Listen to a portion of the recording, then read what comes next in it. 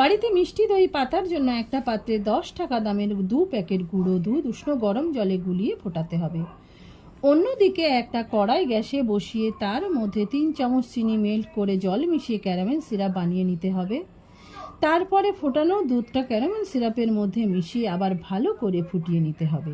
সেটা নামিয়ে ঠান্ডা করে চেক করে নেব দুধটা কতটা গরম আছে। এরপর তার মধ্যে 3 চামচ জল ঝরানো টক দই দিয়ে ভালো করে মিশিয়ে নিয়েছি। আমি এখানে 3টে ছোট ছোট বাটিতে ঢেলে নিয়েছি। বাটিগুলো পুরোপুরি ভরে দেব না, একটু উপরে ফাঁকা রাখবো।